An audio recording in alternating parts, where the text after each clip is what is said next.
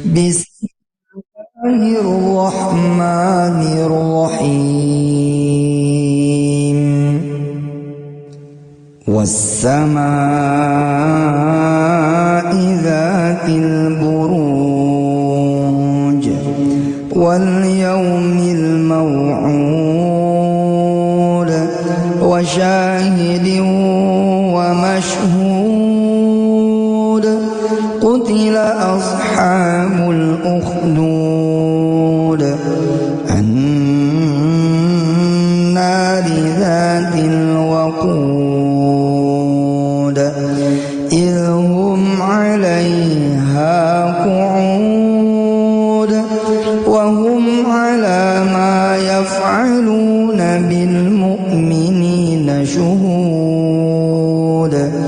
وما نقموا منهم إلا أن يؤمنوا بالله العزيز الحميد الذي له ملك السماوات والأرض والله على كل شيء شهيد.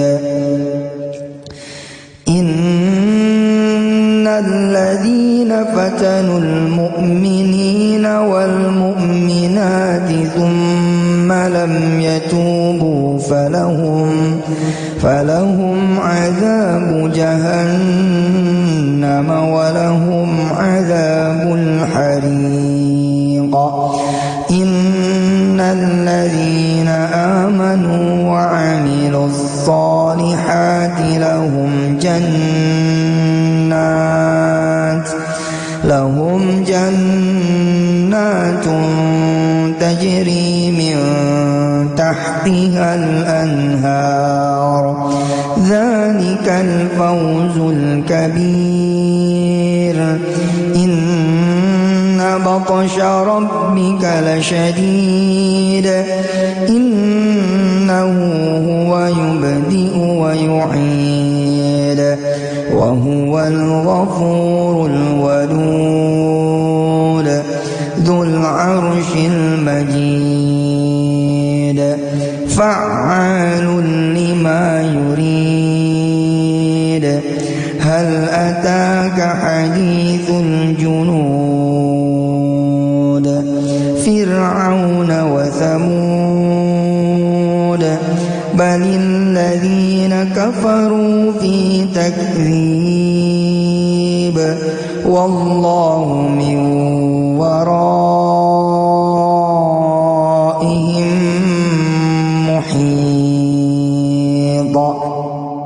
بل هو قرآن مجيد في لوح محفوظ. صدق الله العظيم. أعوذ بالله من الشيطان الرجيم. بسم الله الرحمن الرحيم. والسماء والطارق وما أدراك ما الطارق النجم الثاقب.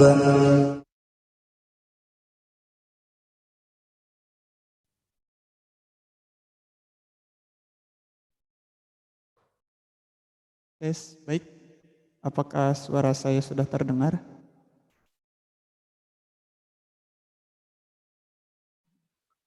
Alhamdulillah sudah terdengar.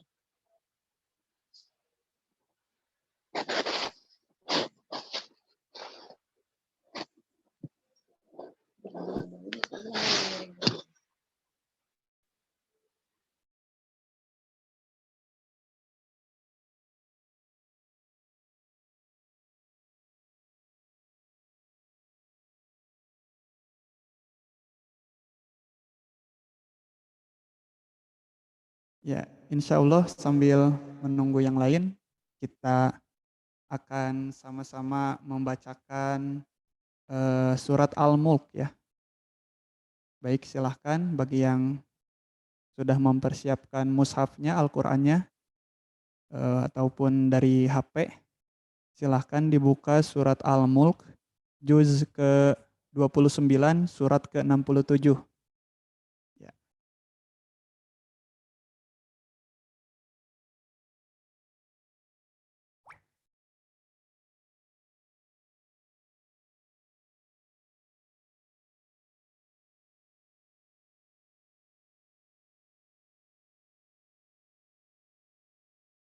Baik, jika sudah dibuka surat Al-Mulknya, kita langsung aja baca bersama-sama mungkin ya.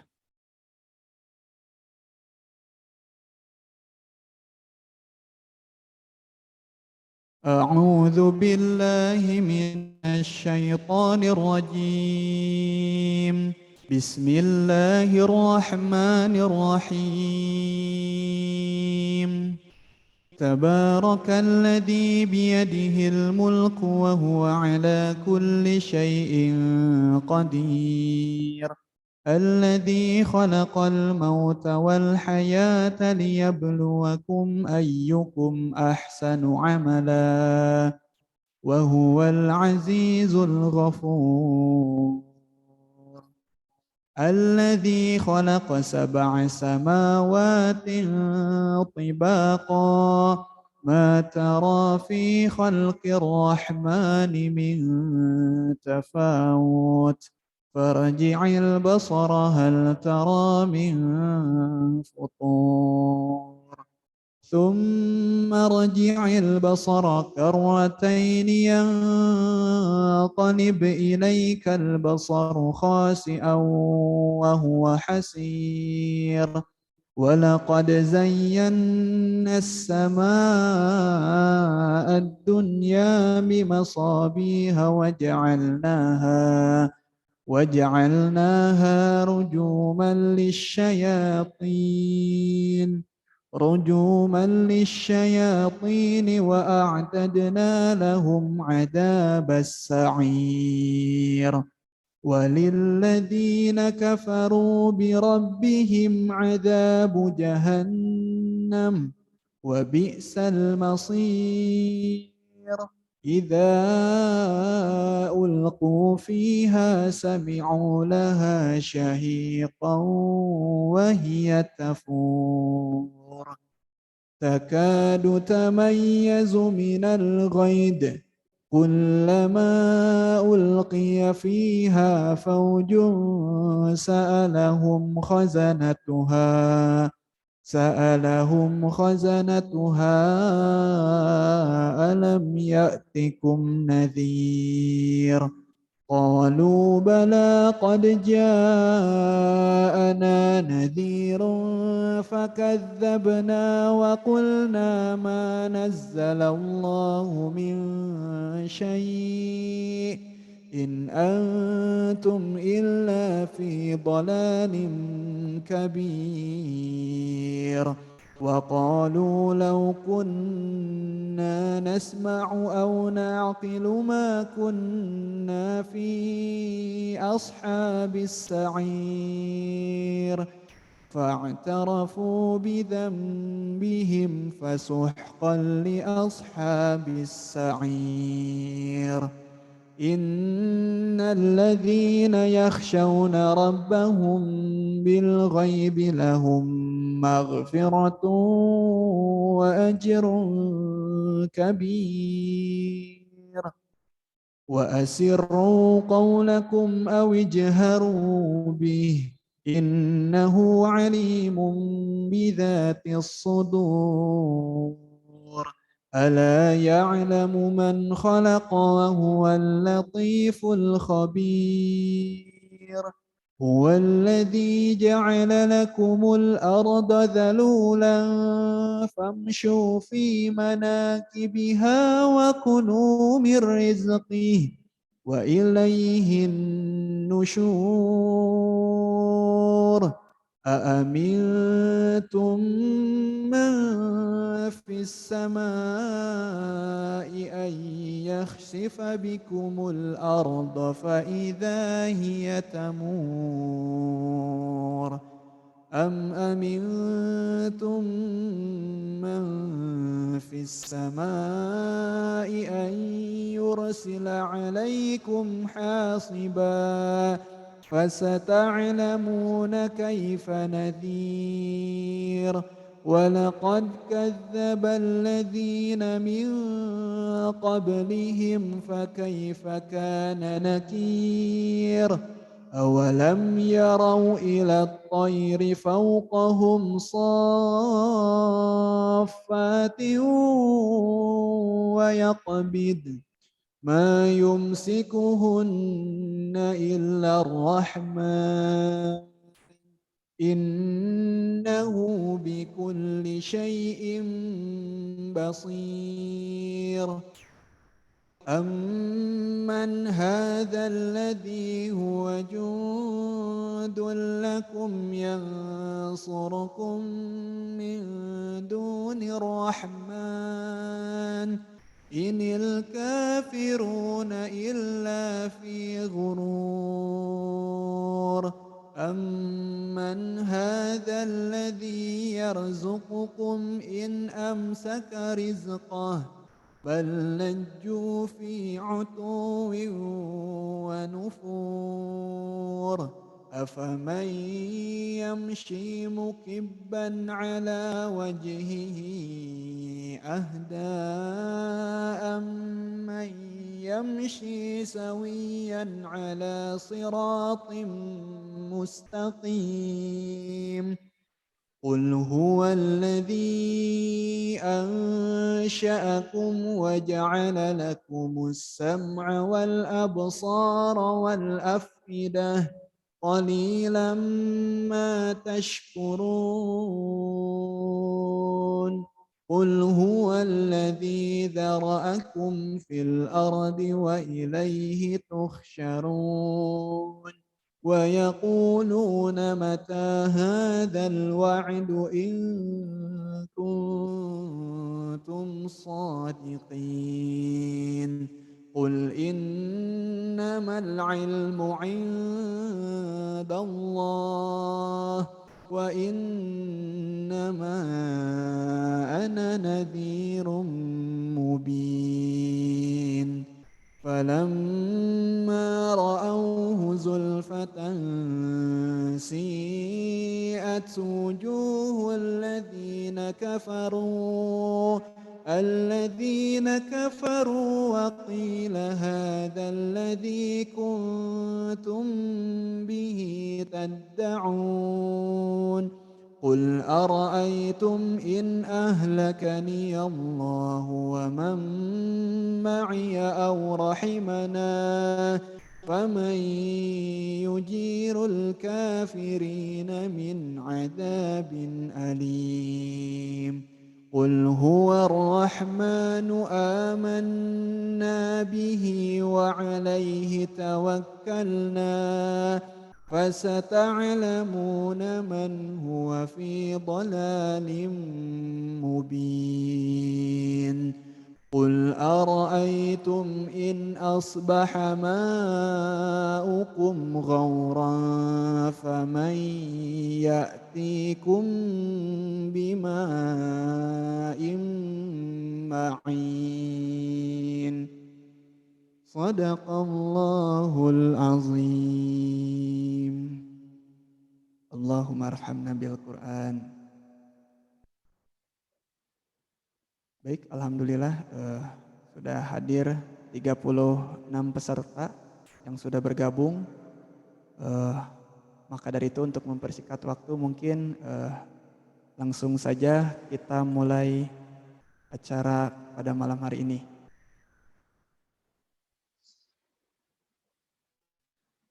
Baik, bismillahirrahmanirrahim. Assalamualaikum warahmatullahi wabarakatuh. Waalaikumsalam warahmatullahi wabarakatuh. Alhamdulillahi rabbil alamin wa bihi nasta'in wa ala umurid dunya waddin Assalatu wassalamu ala asrofil anbiya'i wal mursalin wa ala alihi wa sahbihi ajma'in amma ba'du. Pertama-tama marilah kita panjatkan puji dan syukur kehadirat Allah Subhanahu wa taala yang mana alhamdulillah pada malam hari ini kita dapat dipertemukan kembali di acara Zoom Akbar, mungkin kajian rutin kita setiap hari Kamis malam Jumat, di mana semoga kita mendapat ridho Allah Subhanahu wa taala dengan mendapatkan ilmu yang bermanfaat ya. Baik, salawat serta salam semoga tercurah limpahkan kepada Nabi kita, Nabi Muhammad Sallallahu Alaihi Wasallam, yang semoga kita semua termasuk ke dalam golongan umatnya yang mendapat syafaat di akhirat kelak. Amin ya Allah ya Rabbal Alamin. Insya Allah pada malam hari ini kita akan mengadakan kajian rutin yang tema yang akan diangkat pada malam hari ini yaitu pentingnya kesehatan. Masya Allah merupakan tema yang diangkat yang berhubungan mungkin berkaitan dengan kita sehari-hari ya. Kemarin kita sudah membahas tentang tata cara sholat, pentingnya sholat, dan kali ini kita membahas tentang kesehatan yang dimana saat ini sangat penting ya kesehatan, bukan hanya sehat jasmani tapi juga sehat rohaninya. Baik, sebelum memulai kajian kita pada malam hari ini, maka dari itu saya mengajak ayah bunda di rumah untuk senantiasa meluruskan niat kita hanya untuk mencari ridha Allah Subhanahu wa taala. Kita persiapkan hati dan pikirannya, hilangkan segala sesuatu yang dapat mengganggu konsentrasi kita selama berjalannya materi. Bagi yang ingin mencatat, harap dipersiapkan buku catatannya. Mungkin juga nanti di akhir akan ada sesi tanya jawab. Mungkin bisa dipersiapkan dari sekarang pertanyaan yang akan ditanyakan di akhir acara. Semoga dengan kita memperhatikan adab-adab dalam menuntut ilmu, Allah turunkan keberkahan kepada kita dan Allah mudahkan kita untuk memahami materi yang akan disampaikan dan juga kita bisa amalkan dalam kehidupan sehari-hari. Amin. Baik, untuk mempersingkat waktu, marilah kita buka acara pada malam hari ini dengan bacaan basmalah. Bismillahirrahmanirrahim. Oke, baik, karena pemateri pada malam hari ini sudah hadir, maka waktu dan tempat saya persilahkan kepada Ustadz Didik, dipersilahkan. Terima kasih, Albi. Assalamualaikum warahmatullahi wabarakatuh. Waalaikumsalam warahmatullahi wabarakatuh. Alhamdulillahil malikil haqqul mubin allazi habana bil imani wal yakin. Asyhadu an la ilaha illallah wa asyhadu anna Muhammadar Rasulullah. Allahumma sholli ala sayyidina Muhammad wa ala ali sayyidina Muhammad. Segala puji bagi Allah, dialah Allah yang menjadikan mati dan hidup untuk menguji siapa di antara hamba-Nya yang baik amalnya. Maha benar Allah dengan segala firman-Nya. Salawat dan salam kepada Nabi kita sebagai suri teladan umat manusia. Beliaulah Habibana wa Nabiyana wa Maulana Muhammad Sallallahu Alaihi Wasallam. Ayah bunda dimanapun ayah bunda berada, mudah-mudahan Allah memberikan kesehatan lahir batin dan anak keturunannya soleh-solehah. Amin ya Allah. Amin ya Rob, amin. Pada yang sudah bergabung, yang istiqomah hadir, yang menyempatkan waktu, dan juga atas izin Allah, mudah-mudahan pertemuan kita kali ini termasuk dicatat menjadi amal baik, menjadikan kita bersyukur kepada Allah Subhanahu wa taala dan tentunya meraih kebahagiaan di dunia, bahagia dan di akhirat surga. Amin ya Allah ya Rabbal Alamin.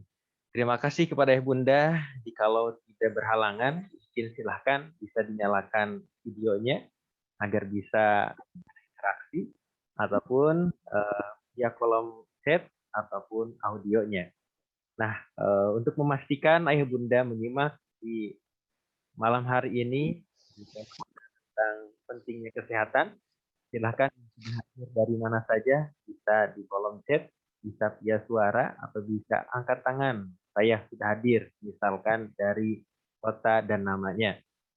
Untuk memastikan kita menyimak dalam kajian di malam hari ini. Silakan boleh ditulis di kolom chat ataupun via suaranya ya. Kalau yang hadir di tulisannya sudah ada 36. Silakan dari mana saja.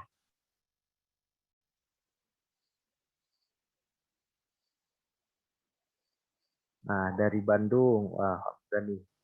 Masuk dari Bandung hadir dan ini ada Bunda Desi, dari Bunda Hidaningsi dari Makassar, alhamdulillah.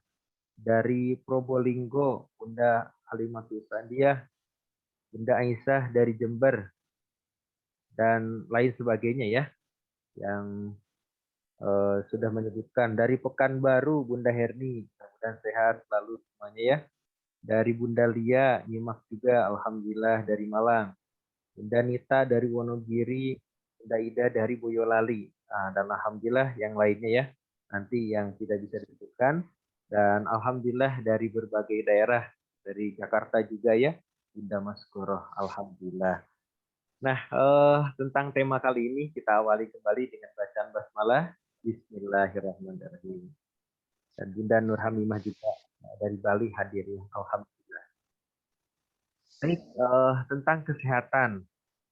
Mudah-mudahan semuanya ada dalam kesehatan, karena boleh jadi ada di antara kita yang sedang mengalami sakit. Subhanallah gitu ya, di keluarga saya juga mungkin ada anak yang sedang sakit, ada orang tua yang sedang sakit, dan itu membuat terkadang suatu hal yang kita lupakan tentang kesehatan. Kita kadang baru merasakan nikmatnya sehat tatkala diberikan sakit oleh Allah Subhanahu wa taala. Akhirnya apa? Akhirnya baru bisa bertafakur, akhirnya baru bisa berpikir, akhirnya baru memiliki niat kembali untuk semangat ibadah, niat kembali untuk semangat menuntut ilmu, niat kembali untuk semangat dalam menjalani aktivitas. Nah, bahkan ternyata ada yang sakit, Masya Allah, Subhanallah, ada yang sampai harus dioperasi, harus keluar uang puluhan juta, belasan juta. Ada ternyata yang sakit harus dibawa ke tempat yang sangat jauh, karena untuk apa? Untuk pengobatan. Sehingga ketika merasakan sakit, kita di situ baru sadar bagaimana nikmatnya sehat selama ini. Alhamdulillah ya, saya bunda semuanya, kalau diberikan sehat hari ini, mudah-mudahan itu menjadikan semangat kita untuk ibadah kepada Allah Subhanahu. Karena pentingnya kesehatan. Disebutkan lagi kadang menyesal. Menyesal karena apa? Karena menyia-nyiakan kesehatan. Ada yang bilang, Pak Ustadz, saya kalau dikasih kesembuhan Pak Ustadz, saya pengen sholat lagi, pengen merasakan bagaimana berdiri. Karena selama ini sholat hanya bisa duduk. Kenapa Bu? Saya sakit kakinya. Akhirnya apa? Akhirnya ya disitulah baru merasakan bagaimana nikmatnya untuk melaksanakan sholat sambil berdiri. Bagaimana rasanya bisa ruku, bagaimana rasanya bisa sujud, dan seterusnya. Kalau di antara di sini ada para ayah yang mungkin boleh jadi ternyata diberikan kesehatan, tapi jarang ke masjid. Ya Bunda, kalau nanti ada suaminya, nah, untuk disuruh untuk jalan ke masjid berjamaah. Karena kalau udah sakit, aduh Pak Ustadz, ya di masa muda menyesal sekali. Karena saya apa? Menyia-nyiakan kesempatan untuk pergi ke masjid, untuk sholat berjamaah. Sekarang pas mau pengen ke masjid, akhirnya dikasih sakit oleh Allah, misalkan stroke. Ada yang stroke dia tangannya seperti ini, sulit jalan, dan dia menyesal kenapa aku dulu nggak pergi ke masjid, kenapa aku dulu nggak berjalan ke masjid. Akhirnya ada yang menyesal. Bahkan ada yang menyesal lagi, Pak Ustadz, saya itu pengen sholat puasa sunnah, pengen puasa bulan Ramadan, tapi ternyata saya sudah memiliki sakit, yaitu sakit di dalam lambung saya. Sehingga apa? Sehingga saya kalau puasa itu nggak kuat. Saya nggak bisa lagi berpuasa. Akhirnya apa? Akhirnya ternyata ada rasa penyesalan. Saya pengen merasakan bagaimana untuk melaksanakan puasa. Atau mungkin saya pengen ibadah haji, tapi ternyata nggak mampu juga untuk pergi ke sana. Nggak mampu untuk tawaf, nggak mampu untuk berjalannya. Akhirnya apa? Akhirnya ya Allah pengen sehat, pengen sehat. Nah, jadi kalau hari ini Allah berikan kesehatan, alhamdulillah, berarti kita masih diberikan untuk melaksanakan kesempatan ibadah dengan cara sempurna. Bisa sholat berdiri, bisa ruku, bisa sujud, bisa berpuasa, maka itu nikmat yang luar biasa dari Allah Subhanahu wa taala. Bahkan kalau sudah dikasih sakit, kadang-kadang ya, Bunda kira-kira kalau sakit yang merasakan sedih ketika siapa yang sakit? Biasanya kalau merasakan sedih itu ketika melihat siapa anak sakit. Kalau dulu gitu anak misalkan nggak sakit, ya mungkin kita marah-marahin gitu ya. Pas anaknya nakal, lalu kita bentakin. Pas anaknya misalkan hiperaktif, tantrum, akhirnya kita apa? Wah, kesel.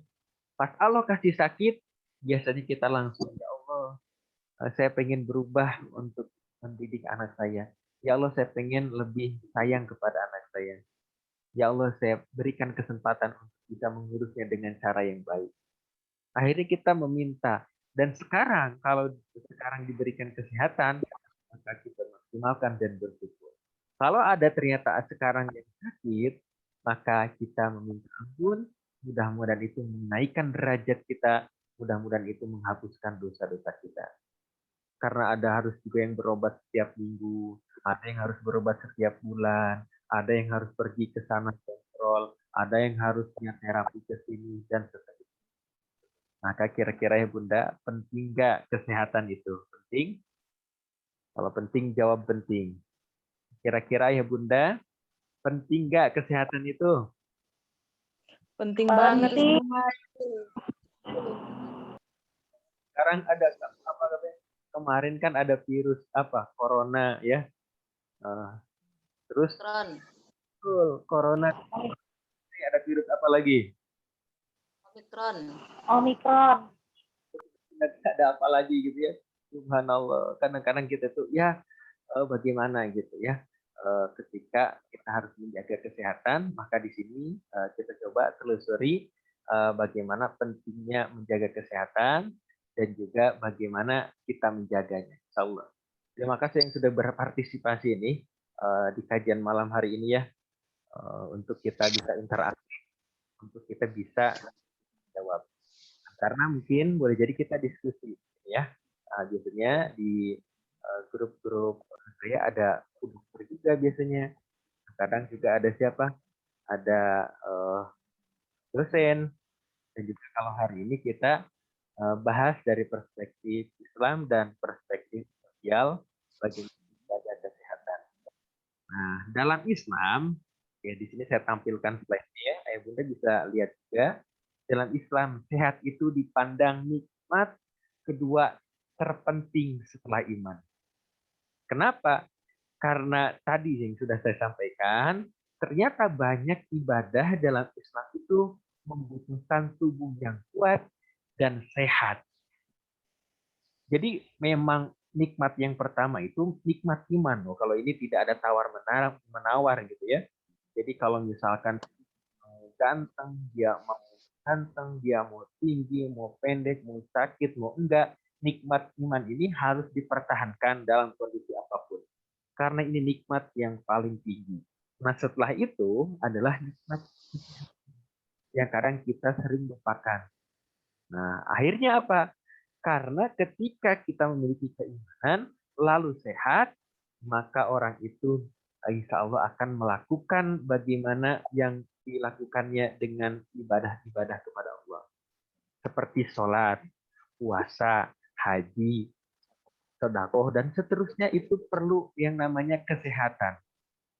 Nah, tapi kalau ternyata orang itu sudah sehat, oleh Allah dikasih sehat, orang itu kuat, orang itu besar, badannya kuat, otot, tapi ternyata mau melangkah ke masjid saja susah, jadi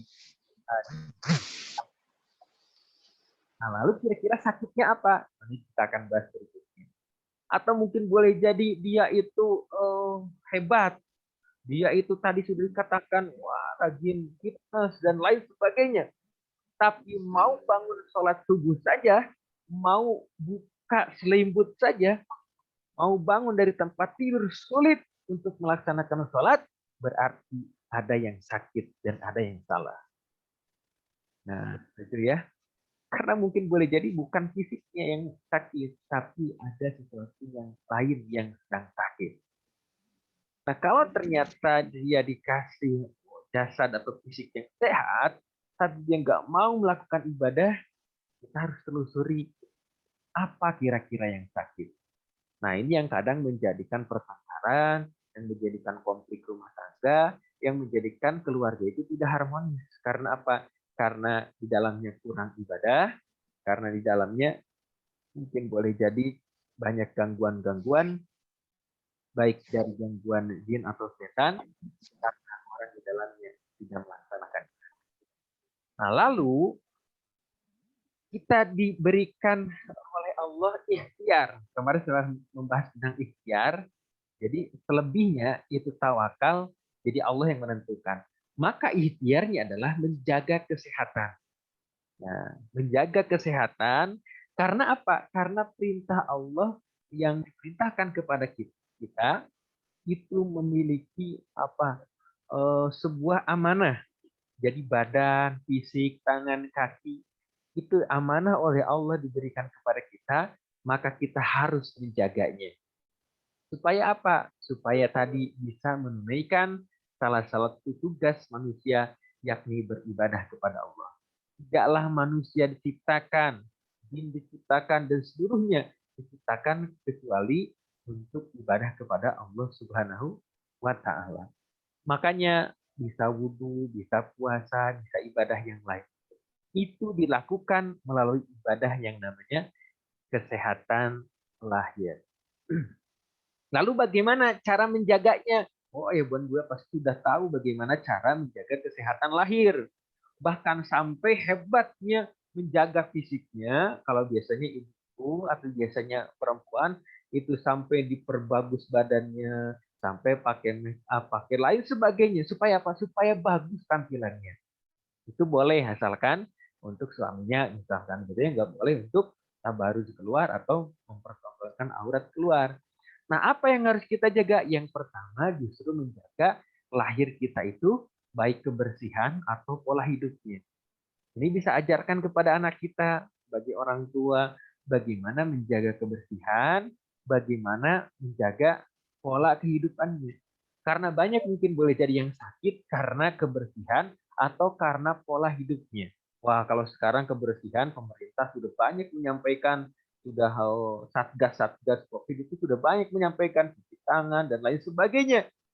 Nah, makanya ketika ternyata kita mampu menjaga kebersihan, dulu zaman di santri pesantren gitu ya, kalau nggak bersih biasanya suka ada gatal-gatal di tangan. Subhanallah ya, gatal-gatal gitu. Itu karena apa? Karena nggak menjaga kesehatan. Atau mungkin karena pola hidupnya. Akhirnya apa? Sering bergadang. Nah, mungkin itu juga mengakibatkan boleh jadi membuat timbul rasa sakit atau mungkin datangnya penyakit. Nah, lalu yang kedua, maka kita pun harus menjaga makanan. Nah, menjaga makanan. Kenapa menjaga makanan? Nah, karena ternyata ada yang sakit karena memang mungkin boleh jadi sebab makan makanan tertentu. Nah, coba di sini. Biasanya ibu-ibu itu senang yang namanya yang pedas-pedas, betul? Ada nggak yang pernah mengalami karena saking apa namanya itu suka dengan yang pedas, saking wah favorit dengan yang pedas-pedas. Jadi kalau makan, kalau segala sesuatu nggak pakai lada, nggak pakai pedas, itu nggak enak katanya ya. Ada di sini yang suka pedas gitu ya. Biasanya kebanyakan pada suka gitu. Betul. Siapa nih yang suka tadi? Hah? Udah Siti Aisyah atau yang lain? Betul, biasanya pada suka, apalagi di kota Bandung. Ada terkenal namanya seblak. Ada yang pernah makan seblak Bandung? Nah, ada nggak di mana nih di Mojokerto, ya tadi di Bali, ada nggak seblak Wonosobo, di Jember, sering katanya Bunda Fatma, di mana ini ya? Ada Kayaknya Bunda Fatma orang Bandung atau mungkin jualan seblaknya ya. Nah, kadang-kadang kita menjolimi diri sendiri. Kenapa? Ya, dia makan banyak-banyak, dan akhirnya apa? Akhirnya menimbulkan rasa sakit, menimbulkan suatu hal yang mungkin ya sering ke kamar mandi, atau ada yang sampai naudzubillah gitu ya, sakit lambungnya. Bahkan ada salah seorang santri, ternyata dia sukanya tuh mie instan ya Bunda. Nah, ini harus hati-hati juga gitu ya, kalau anak-anak kita terlalu banyak mengkonsumsi mie instan. Apalagi yang namanya berlebihan itu nggak baik. Tadi misalkan eh, tidur berlebihan nggak baik. Ya bergadang berlebihan ya nggak baik juga. Makan berlebihan nggak baik. Pokoknya yang berlebihan, yang melampaui batas, biasanya nggak baik. Nah, makanya ketika ternyata ada seorang santri itu, dia sering makan mie instan. Akhirnya apa? Bahkan sampai puasa, bukanya itu sama mie instan. Aduh, ini udah parah, buka puasa mie instan. Biasa kalau kita gorengan gitu kan ya, atau lain sebagainya. Ini bukanya sampai mie instan. Akhirnya apa? Karena dia terlalu lama mengkonsumsi makanan tersebut, ternyata menimbulkan ususnya itu apa ya? Rusak. Ususnya itu rusak, bahkan ya harus dibuang sebagian dari ususnya. Balik, akhirnya dia dioperasi dan akhirnya ya dia seakan-akan sadar gitu ya, saya tidak akan berlebihan lagi mengkonsumsi. Bahkan ada ustadz-ustadz sekarang yang menyampaikan tentang kesehatan dalam Islam. Terlebih lagi dari kesehatan psikologis, kesehatan sosial, ataupun kesehatan makanan. Yang sudah terkenal itu namanya Ustadz Jedul Akbar. Mungkin sudah pada tahu ayah bunda, itu biasanya sampai makanan ada resepnya, ada bagaimana cara masaknya, ada makanan-makanan yang bergizi yang dan sebagainya. Itu diberikan pelajarannya oleh beliau, dan itu salah satu ikhtiar sehat, supaya kalau sehat itu ya nikmat ibadahnya. Kita lagi sehat aja gitu jarang husu, apalagi mungkin boleh jadi yang namanya lagi sakit. Ya mungkin boleh jadi lebih lagi yang dimana kita kehusuannya mungkin boleh jadi bisa terganggu. Nah, itu yang kedua, menjaga dengan makanan. Nah, lalu yang ketiga itu dengan olahraga. Nah, olahraga kita ini disarankan kalau dulu ketika anjuran Rasulullah SAW adalah disuruh bagaimana untuk renang, luar biasa. Disuruh untuk bagaimana belajar berkuda, bagaimana memanah. Salah satu isyaratnya, silahkan ajarkan anak-anakmu untuk berenang, memanah, berkuda, dan lain sebagainya. Dan ternyata itu untuk menjadikan orang Islam itu pada kuat, pada hebat, yang dimana dia dalam aktivitasnya pun diberikan oleh Allah kekuatan dan kesehatan. Nah, maka kita disarankan juga untuk bisa berolahraga kalau sempat gitu ya. Karena mungkin boleh jadi ya panjang tapi sakit-sakitan itu tidak enak juga. Maka kita salah satunya dengan menjaga kesehatan seperti berolahraga. Nah, banyak ternyata olahraga yang mungkin boleh jadi bisa di rumah, bisa olahraga-olahraga yang bisa kita lakukan. Nah, lalu selanjutnya itu tentang bagaimana tadi kesehatan yang namanya kesehatan lahir ya. Oke, next. Oke, saya coba next. Ternyata macet. Ya, sekarang tentang kesehatan batin. Nah, kesehatan batin jarang kita bahas ya. Kesehatan batin adalah bagaimana seseorang itu bisa terhindar dari gangguan-gangguan jiwa dan dari gejala-gejala gangguan jiwa. Kesehatan batin itu bisa dikatakan kesehatan spiritual atau kesehatan rohani. Yang jika ternyata terganggu, itu bisa mengganggu keseimbangan dan hubungan yang baik dengan Allah Subhanahu wa taala.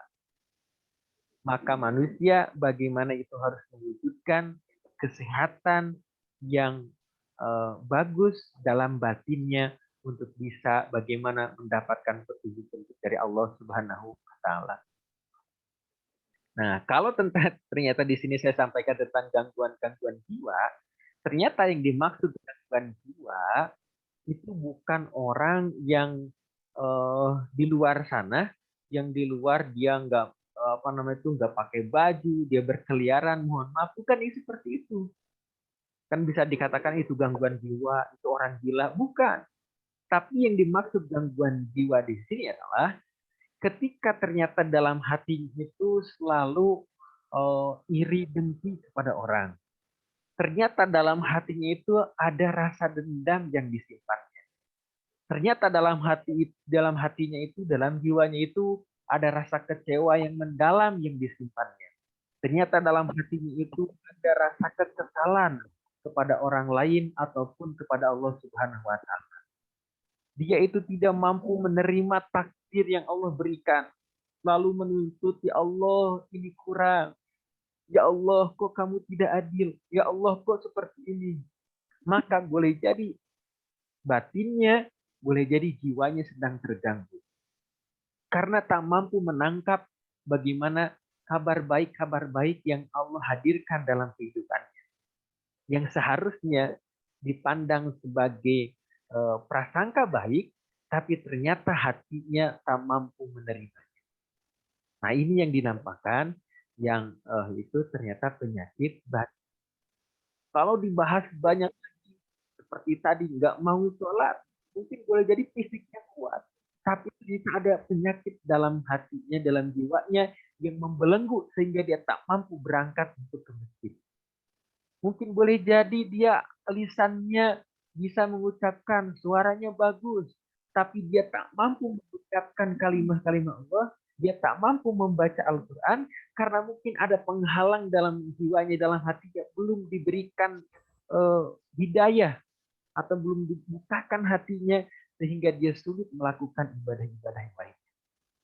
Maka ini dikatakan, ya, mungkin boleh jadi penyakit hati, yakni penyakit yang dimana tidak kelihatan sama orang. Ya, subhanallah. Kalau penyakit lahir, ini luar biasanya. Kalau penyakit lahir itu bisa dilihat sama orang. Saya ini sedang sakit apa? Saya lagi sakit perut, sudah seminggu di rumah sakit. Itu orang pada datang ke rumah sakit untuk nengok, oh sakit perut cepat sembuh ya.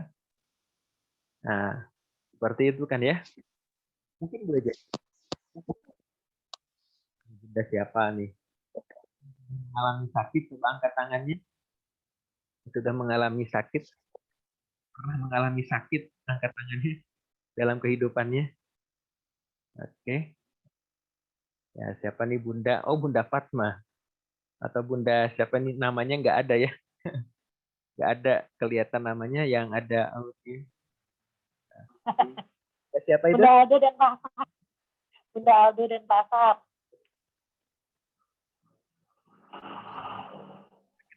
Bunda Ade. Ya. Sinyalnya mungkin ya.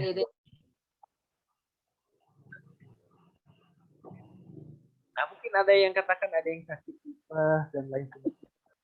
Apa Bunda Siti Aisyah? Ada suara. Apa tuh? Dulu. Suaranya kecil, Ustaz. Kecil. Oke. Oh, sinyal. Sudah jelas suaranya? Cek, sudah jelas? Nah. Sudah. Oke, sudah jelas suaranya? Ya. Nah, kalau ternyata sakit lahir itu ada yang nengok. Kadang tetangga, saudara, kenapa kemarin nggak sekolah, kenapa nggak ngajar? Saya sedang sakit, akhirnya ada yang nah, dan saya sedang sakit. Kenapa nggak datang ke kami? Oh, saya kemarin sakit, akhirnya ada yang nengok. Tapi kalau lagi sakit batin, itu susah untuk orang yang misalkan kenapa kamu nggak datang ke masjid gitu kan ya? Kenapa dia nggak datang pengajian? dia nggak datang ke pasar dan lain sebagainya. Ternyata apa? Nah, saya sedang sakit hati. Maka ditengok, nggak bisa. Kenapa lagi nggak datang ke sekolah, nggak datang ke pengajian? Ternyata dia bilang, saya lagi sedih, lagi kesel. Nah, oke. Makanya sakit batin itu kadang nggak ada yang nengok, ya. Karena apa? Karena ya merasakan bagaimana. Oke, suaranya sudah jelas, Albi. Oke, sinyal. Nah, jadi sakit batin tidak ada yang nengok. Oke. Sudah jelas suaranya, Bunda? Jelas, kadang kecil, kadang putus. Subhanallah. Mohon maaf ya atas ketidaknyamanannya karena mungkin di sini kondisinya lagi hujan di Kota Bandung. Tapi insyaallah kita coba maksimalkan sebisa mungkin ya. Oke, lanjut. Mudah-mudahan bagus nih jaringannya. Bismillah. Lalu kesehatan batin bagaimana cara menjaganya? Kalau tadi kesehatan fisik sudah pada tahu bagaimana menjaganya, kalau kesehatan batin minimal kita ada 3 yang harus kita lakukan. Yang pertama, seperti yang dijelaskan dalam Al-Quran, yang artinya, tidaklah aku ciptakan, kata Allah, jin dan manusia, kecuali untuk menyembahku. Nah, ya, kata Allah, kecuali untuk menyembahku. Jadi ternyata, untuk menjaga kesehatan batin itu dengan beribadah kepada Allah. Karena Allah sudah berikan bagaimana caranya, juga berikan bagaimana ibadah itu untuk kebaikan untuk kita, seperti sholat. Ada kajiannya tentang sholat, bagaimana dari perspektif gerakannya untuk kesehatan tubuh dan kesehatan jiwa. Ternyata itu pun membuat kita sehat. Sedangkan kalau nggak sholat, maka sangat sulit melakukan gerakan-gerakan itu. Bahkan ketika kita sujud, itu ternyata ada aliran darah yang masuk ke kepala, dan itu hanya bisa dilakukan saat sujud. Bahkan ada seorang profesor peneliti, dia bagaimana cara membuat kesehatan, dia mempraktikkan seperti sujud. Dan akhirnya dia tahu tentang Islam, dan dalam Islam sujud itu minimal sehari 5 kali. Sehari 5 waktu, dan dari waktunya itu beberapa rakaat, bisa 17 rakaat sholat wajibnya.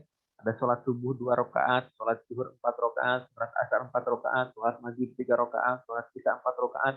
Maka dia sering sujud kepada Allah. Akhirnya diberikan oleh Allah kesehatan. Bahkan orang peneliti ini masuk Islam, dikatakan masuk Islam, karena takjub dengan bagaimana luar biasanya Islam, salah satunya dengan sholat. Lebih lagi puasa, ternyata ada dalam tubuh kita itu yang kita makan, ada sampah-sampahnya yang harus kita hancurkan. Bahkan ada kesehatan-kesehatan yang lain, ini sering juga dikaji, bagaimana puasa itu memberikan kesehatan. Bahkan ada yang sampai dia salah satunya peneliti juga, Allah berikan hidayahnya masuk Islam juga. Karena apa? Ternyata dalam Islam ada puasa yang dimana dia menjadikan dirinya lebih bagus. Jadi kalau kita setiap hari makan, gitu, katanya itu kurang bagus juga. Akhirnya ternyata minimal Allah berikan dalam setahun itu 1 bulan, yaitu bulan Ramadan. Nah, kalau ternyata yang rajin lagi, Apa tulis? Apa tulis apa? karena ternyata diberikan oleh Allah kesehatan. Wah, tetap ada puasa yang lain juga, puasa dan. Lalu yang kedua untuk bisa sehat batin. Ini adalah cara apa ya? Cara yang bagus yang berbicara tempat diri kita. Tapi kalau secara terapi, saya juga buka kelas-kelas terapi, kadang privat secara Zoom, untuk bagaimana kadang ada yang nggak bisa melepaskan emosi seperti dendam, seperti iri, seperti dengki, seperti kesal. Itu kadang nggak bisa melepaskan dengan diri sendiri, kadang perlu bantuan orang. Nah makanya kalau ternyata kita nggak mujahadah dalam ibadah itu, mungkin boleh jadi sulit lepas penyakit-penyakit dalam diri kita. Tapi kalau ternyata taat kepada Allah, maka lama-kelamaan hatinya akan dibersihkan oleh Allah. Jiwanya akan diberikan kesehatan. Dia sering baca Quran, dia sering sholat, dia sering berpuasa, taat pokoknya kepada Allah, dia niatnya hanya lillahi ta'ala kepada Allah, maka dirinya akan diberikan kesehatan, salah satunya ketenangan batin. Lalu yang kedua, tips menjaga ketenangan batinnya, kesehatan batinnya adalah yakni dengan perbanyak berzikir. Banyak sekali anjuran-anjuran berzikir, baik zikir pagi, zikir petang, zikir pelindung, zikir bagaimana dari gangguan, bahkan beristighfar, bahkan bertasbih, bahkan kalimat la ilaha illallah. Banyak sekali yang bisa dilakukan zikir-zikir. Tergantung bagaimana kita mau atau tidak untuk mujahadah membersihkan diri kita. Kalau ternyata kita pun gak hafal misalkan doa-doa yang lain, cukup dengan zikir-zikir yang kita hafal. Seperti subhanallah. Kita tahu makna dan artinya bahwa kita menyucikan Allah, bahwa Allah maha suci. Kita terus baca subhanallah, subhanallah, subhanallah. Setiap mungkin ada yang kita tidak suka, ucapkan subhanallah, subhanallah. Biar menjadi obat untuk diri kita. Lalu kita melihat sesuatu yang takjub, sesuatu yang kebesaran-kebesaran Allah, kita bisa ucapkan Allahu Akbar.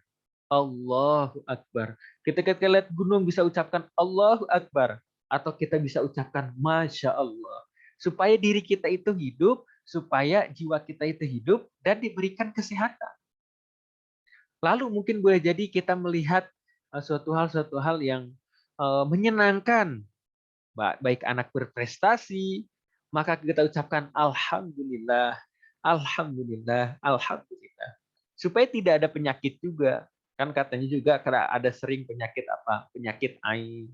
Yang penyakit mungkin boleh jadi kita ria, ujub, takabur, dilihat oleh orang yang gak suka kepada kita lupa mengucapkan Alhamdulillah bahwa ini adalah dari Allah dan milik Allah dan akan kembali kepada Allah.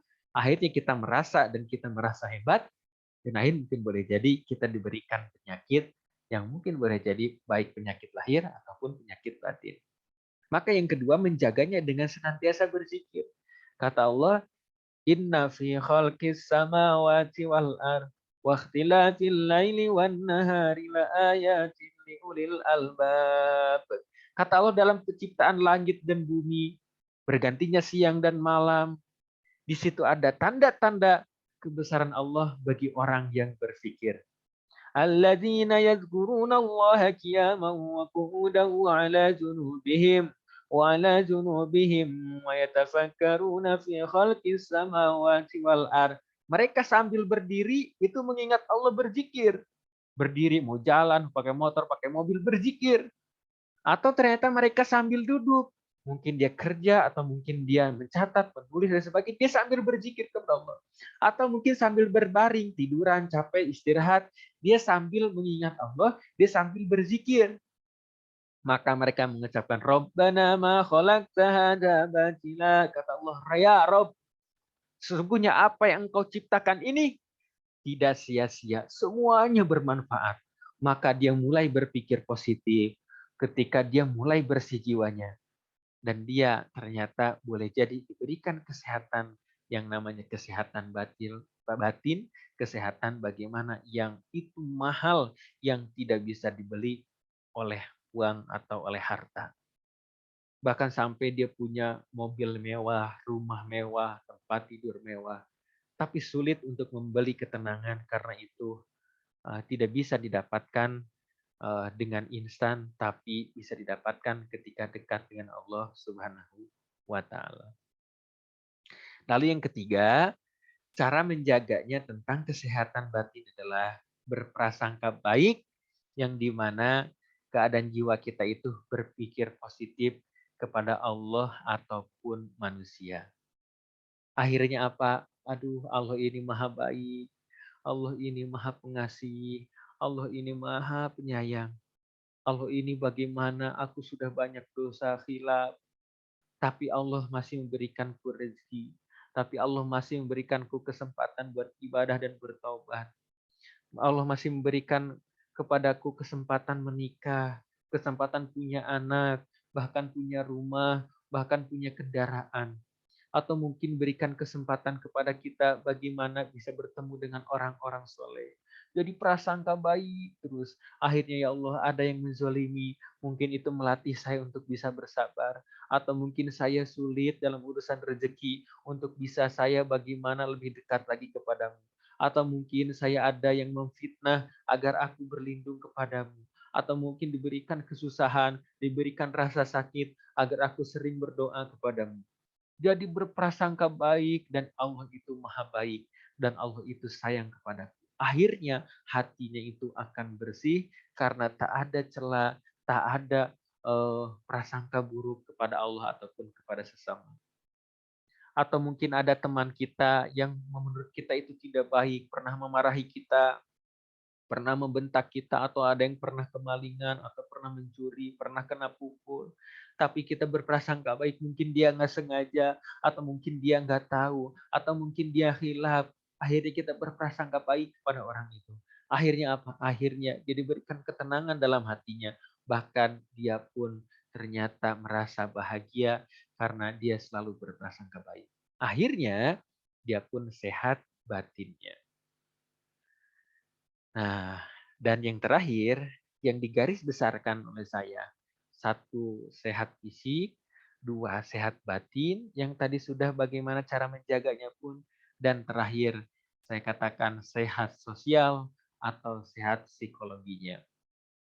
Nah, kalau dalam ilmu sosial, kebetulan saya eh, mengambil jurusan dulu sosiologi. Bagaimana belajar tentang interaksi sosial, bagaimana belajar tentang keharmonisan antara individu, dengan tetangga, dengan masyarakat, dan seterusnya. Ternyata manusia itu kalau dia mampu menjaga keharmonisan baik antar masyarakat, tetangga, makhluk sosial, ramah, ada timbal balik, bahagia, maka itu dia dinamakan sehat sosial. Tapi kalau ternyata ke tetangga nggak mau saling sapa, ke adik kakak kandung nggak mau menghubungi, ke orang tua ternyata males ketemu, akhirnya misalkan ke masyarakat, selalu ada aja kesalahannya, nggak mau untuk kumpul berinteraksi, apalagi yang dianjurkan adalah menyambung silaturahmi ke orang-orang terdekat kita. Akhirnya mungkin boleh jadi ada dalam kondisi yang namanya sakit atau kondisi gangguan dalam kondisi sosial atau psikologisnya. Yang ternyata fisik udah sehat, batin sehat, tapi nggak mau misalkan nggak baik dengan masyarakat, nggak baik dengan tetangga, itu pun bisa menjadi gangguan dalam kehidupannya. Maka ada 3 yang poin penting dalam kesempatan malam hari ini. Mari kita menjaga kesehatan fisik, mari kita menjaga kesehatan batin, dan mari kita menjaga kesehatan sosial. Bagaimana supaya ketiganya itu mampu kita perbaiki dan terus menjadi lebih baik lagi, dan tujuannya untuk lillahi ta'ala, beribadah kepada Allah Subhanahu wa taala. Bayangin kita ketemu orang senyum aja. Ya senyumnya karena lillahi ta'ala, bukan karena senyum misalkan menggoda atau apa, bukan. Tapi senyum ketemu dengan saudara kita, itu pun menjadi pahala. Lalu kita ketemu apalagi dengan suami, setiap hari senyum dengan suami, dengan pasangan, itu menjadikan ibadah. Ketemu dengan anak, saling sapa, kita berbicara, ngobrol, eh, curhat, cerita, itu pun menjadi ibadah. Hubungan harmonis antara keluarga, bawa lagi ke tetangga, akhirnya saling sapa, tanya kabar, ada yang sakit kita jenguk, ada yang mungkin boleh jadi butuh bantuan kita coba bantu. Akhirnya apa? Akhirnya menjadi ibadah lagi. Akhirnya lebih lingkup uang besar lagi. Ternyata kita memiliki ilmu, kita sampaikan mungkin di majelis taklim, kita sampaikan di masjid, menjadi tausiah dan ceramah, menjadi dai, menjadi ajakan. Akhirnya itu pun menjadi apa? Pahala lagi. Dan itu yang ternyata salah satunya Rasulullah SAW teladan kita memiliki semuanya. Udah badan fisiknya bagus, jadi kalau ketemu itu wajahnya ceria, kalau ketemu itu luar biasa gantengnya, gagahnya, badannya sehat.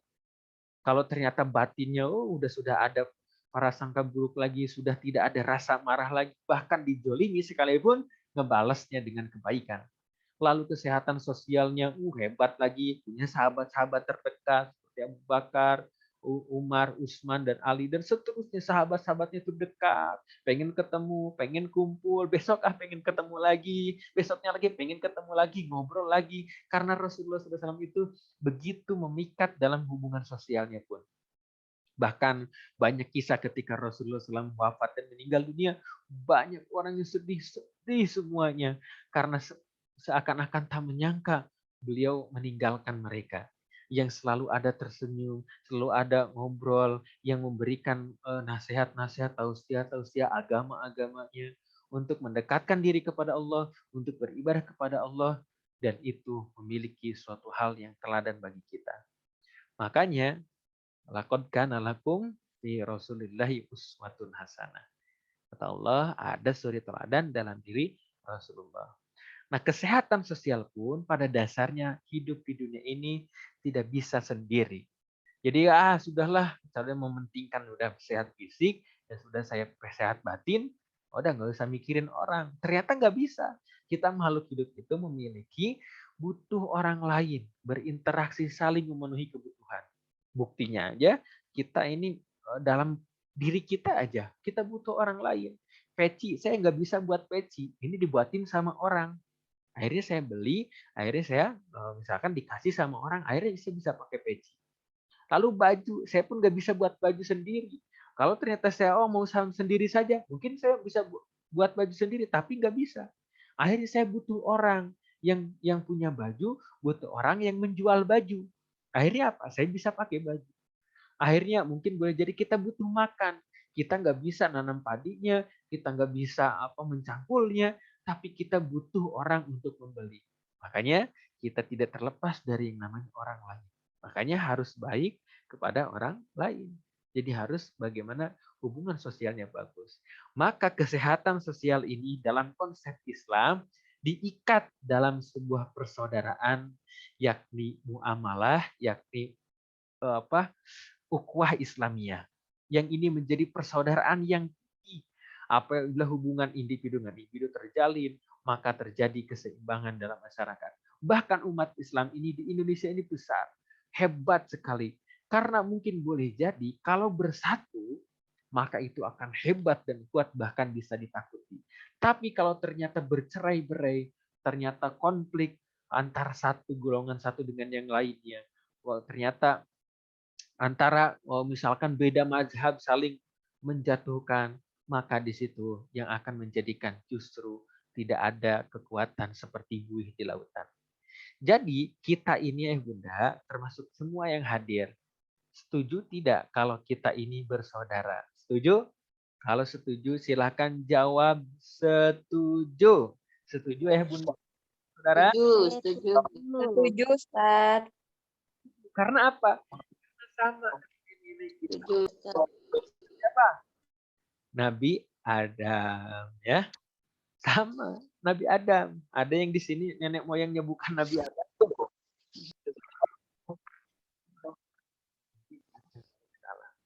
Nah, kalaupun ternyata ini, jadi setuju tadi kita ini bersaudara. Makanya kalau bersaudara, mungkin boleh jadi kita ini jangan prasangka buruk Tuhan. Kalau ternyata kita bersaudara, ya kita menjaga diri kita untuk tidak memarahi orang, menggibah kepada orang. Kita ini bersaudara, saya yakin kita meskipun tidak lahir dari rahim yang sama, lahir di tempat yang berbeda, ada di Boyolali, ada yang di Bali, di Sumatera, di Jember, di mana Magetan, dan lain sebagainya, di Bandung, di Bali, maka mungkin boleh jadi di daerah di Indonesia, tapi yakin kita itu bersaudara. Umat Islam itu bersaudara. Makanya kalau ternyata sampai ini persaudaraan ini terikat erat, terjalin erat, maka akan menunjukkan kebaikan-kebaikan. Nah, makanya kalau ternyata sudah seperti itu, semuanya akan baik-baik saja, akan mendapatkan sebuah kebahagiaan hidup yang tidak ternilai. Karena apa? Karena sudah masih sehat, sudah diberikan batin yang tenang, dan diberikan bagaimana orang boleh, bagaimana lingkungannya itu lingkungan yang baik. Kalau ada yang hilang salah satu, biasanya ada rasa gelisah atau khawatir. Jadi kesimpulannya, sebelum kita tanya jawab dan ditutup, orang yang kuat lebih dicintai oleh Allah daripada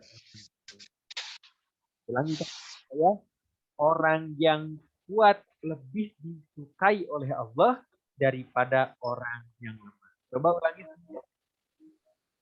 Orang yang kuat. Orang yang kuat lebih dicintai oleh Allah daripada orang yang lemah. Sekarang satu per kata ya. Silahkan yang bisa di-unmute suaranya, di-unmute, ikuti kata-kata saja. Orang yang kuat. Coba. Orang Orang yang kuat lebih disukai oleh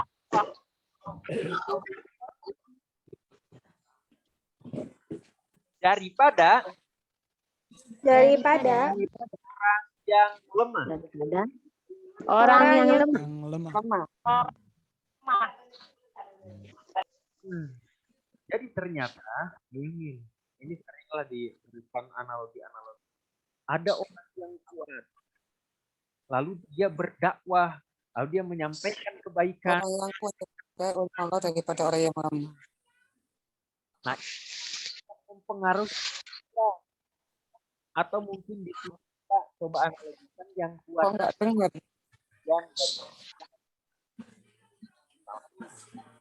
ada bagian-bagian kekuasaan, misalkan dari mulai kepala desa. Kata kepala desa ini harus mematikan televisi diganti dengan ngaji setiap pada maghrib.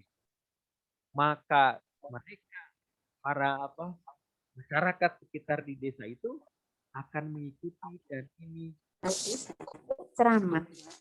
Bukan mainan. Ngaji.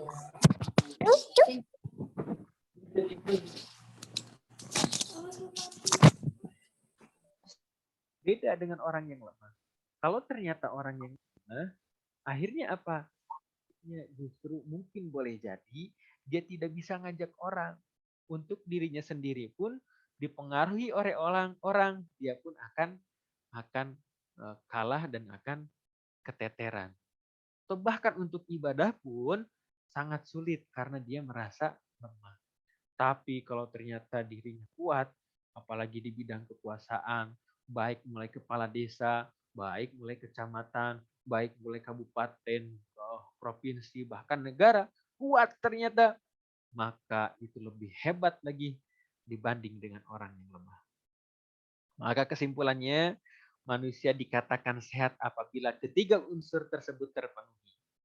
Apabila salah satu unsur tadi tidak terpenuhi, maka akan terjadi ketidakseimbangan dalam menjalani kehidupan sehari-hari. Dengan demikian, kesehatan yang dimaksud Islam adalah kesehatan fisik atau jasmani, sekaligus kesehatan mental atau psikologis, dan kesehatan rohani atau spiritual. Nah, makanya kita semoga mudah-mudahan berdoa kepada Allah Subhanahu wa taala diberikan kesehatan yang kita sebut kadang kesehatan lahir dan batin. Amin ya Allah. Ya. Amin ya rabbal alamin. Baik, saya bunda semuanya. Bisa dimengerti? Tak dengar suaranya. Paham, bisa dimengerti apa yang disampaikan? Bisa.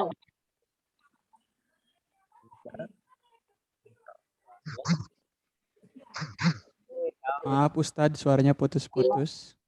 Oh iya. Jarang lagi. Ada sekarang jelas, Robi? Baik. Masih, nah udah jelas Pak. Ya, jadi gitu ya. Kira-kira ya Bunda semuanya bisa dipahami apa yang disampaikan? Insya Allah. Allah bisa Bermanfaat tidak kira-kira? sangat bermanfaat. Bermanfaat banget.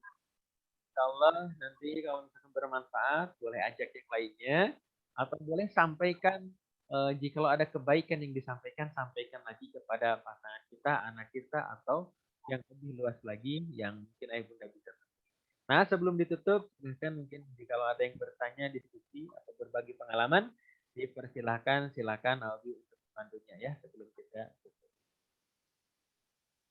Ya baik, barangkali ayah bunda yang ada di rumah, ada yang ingin mengajukan pertanyaan atau ada yang ingin didiskusikan, maka dipersilahkan boleh melalui audionya ataupun kolom chat juga dipersilahkan gitu.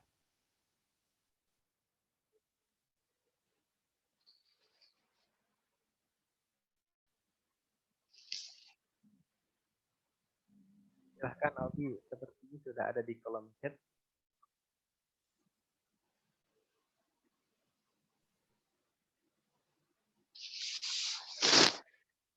Ada di kolom chat ya. Ya baik, yang pertama dari Bunda Fatma.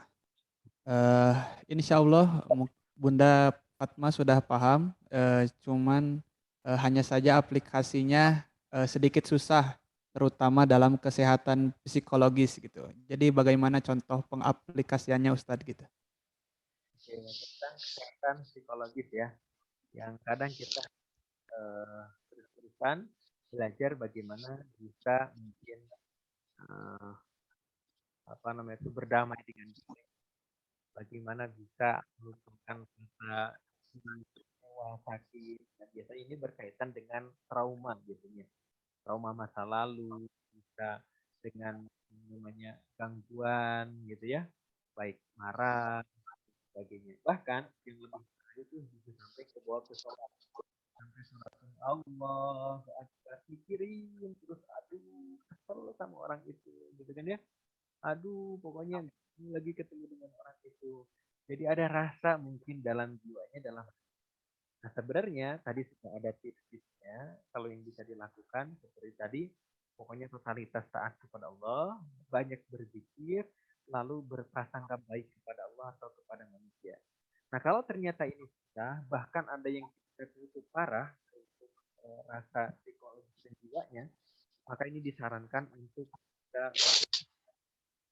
Nah, biasanya yang saya lakukan adalah terapi ikhlas, yakni curhat kepada Allah, terapi ikhlas dibantu bagaimana melepaskan perasaan-perasaan negatif dalam pikiran dan hati, dan itu ternyata ada ilmunya. Kalau ternyata kita belum cara mengantisipasinya, maka mungkin boleh jadi akan gangguan dalam psikologis jiwa itu akan tetap ada atau mungkin bisa bertambah. Jadi bahasanya tatkala ada yang tidak menyenangkan lalu ternyata diterima oleh hati dan jiwa kita, akhirnya itu akan ke bawah terus. Tapi kalau ternyata sudah tahu ilmunya, saya tidak akan menerima hal-hal negatif yang masuk ke dalam diri saya kecuali hal positif yang saya izinkan. Akhirnya apa? Akhirnya dia akan merasakan kebahagiaan karena yang masuk ke dalam diri dan jiwanya hanya yang diizinkan, yang bahagia, yang bagus untuk kehidupannya. Sedangkan yang tidak bermanfaat seperti iri, dengki, kesal, marah, kecewa, dan seterusnya, dia tidak izinkan masuk ke dalam dirinya, dia hilangkan dalam dirinya. Ternyata ada ilmunya. Dan bahkan ternyata mungkin boleh jadi kita sering sholat, kita sering baca Quran, tapi kenapa hati saya masih saja seperti itu? Yang mungkin boleh jadi kita tadi belum mampu bagaimana memanajemen diri kita. Nah, untuk itu kita belajar bagaimana memanajemen diri kita, memanajemen psikologis kita. Maka seperti yang Rasulullah sampaikan, bagaimana mungkin kita mampu mengalahkan musuh terbesar, musuhmu, sedangkan musuh terbesarmu saja belum mampu kau kalahkan. Salah satu musuh terbesarnya adalah hawa nafsu. Ada dalam mungkin boleh jadi jiwa kita, psikologis kita yang mungkin boleh jadi sering terganggu. Nah, untuk itu disarankan bagaimana kita bisa mengelola manajemen supaya jauh lebih baik lagi. Nah, mungkin seperti tanggapan ya. Nah, silahkan Albi. Ya, baik. Apakah barangkali ada yang ingin ditanyakan lagi? Dipersilahkan. Oke, kalau tidak ada Albi, kita tutup dengan doa ya kepada ayah bunda semuanya. Terima kasih yang sudah hadir dan gabung dalam kesempatan malam hari ini. Ada Bunda Fatma tadi yang sudah berkomunikasi, ada Bunda Maskuro, Bunda Siti Aisyah, Bunda Siti Anifah, Bunda lain ya, nggak ada namanya siapa dan yang lainnya ya, luar biasa. Bunda siapa nih tadi? Biar saya kenal nih Bunda siapa yang nggak ada namanya tapi ada di layarnya. Bunda Alda Denpasar. Siapa? Bunda Alda Denpasar Bali. Dari Denpasar, oh, ya, alhamdulillah ya. Dan yang tidak disebutkan mudah-mudahan semuanya selalu ada dalam kesehatan, selalu ada dalam keberkahan Allah Subhanahu wa taala. Amin ya Allah ya rabbal alamin. Allahumma sholli ala sayyidina Muhammadin wa ala sayyidina Muhammadin. Allahumma afini fi badani, Allahumma afini fi sam'i, Allahumma afini fi basari. Ya Allah, berikan kepada kami kesehatan, kepada telinga kami, kami jiwa kami, la ilaha illa anta. Rabbi habli min salihin, Rabbi alni Allahumma sholli ala sayyidina Muhammad wa dafa'na dan jauhkan juga kami Allah dari musibah, dari bahaya, dari penyakit dan lain sebagainya. Rabbana hablana min azwajina wa dzurriyyatina qurrata a'yun waj'alna lil muttaqina imama. Rabbana atina fid dunya hasanah wa fil akhirati hasanah wa qina adzabannar. Walhamdulillahi rabbil alamin. Al-Fatihah. A'udzu billahi Bismillahirrahmanirrahim. Alhamdulillah Ar-Rahmanir Rahim. Iyyaka na'budu ihdinas siratal ladzina an'amta 'alaihim ghairil maghdubi 'alaihim waladdallin. Allah ya Rabbal alamin. Terima kasih kepada Ibu. Terima kasih pada kesalahan khilafan.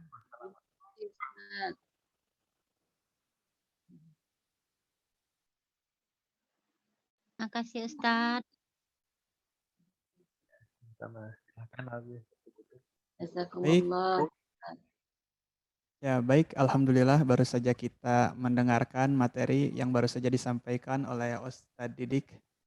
Semoga dengan apa yang tadi kita sudah dapatkan, kita bisa memperbaiki baik kesehatan lahir ataupun batin dan kesehatan psikologis kita ya.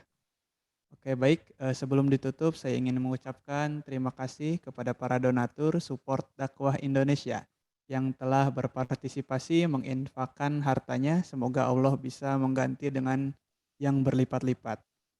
Selanjutnya, saya juga mengajak ayah bunda di rumah untuk sama-sama kita berlomba dalam kebaikan, menyisihkan sebagian harta kita untuk mendukung kegiatan support dakwah Indonesia. Ya, baik. Barangkali ayah bunda yang ingin mensupport kegiatan dakwah bisa langsung saja menghubungi tim dari support dakwah Indonesia. Baik, untuk menutup acara pada malam hari ini, kita tutup dengan doa kifaratul majlis. Subhanakallahumma wa bihamdika asyhadu an la ilaha illa anta astaghfiruka wa atubu ilaih. Saya Robby sebagai moderator pada malam hari ini pamit undur diri. Mohon maaf bila ada kekurangan dan penyampaian pada malam hari ini saya tutup dengan wassalamualaikum warahmatullahi wabarakatuh. Waalaikumsalam warahmatullahi wabarakatuh. Jazakumullah Ustadz.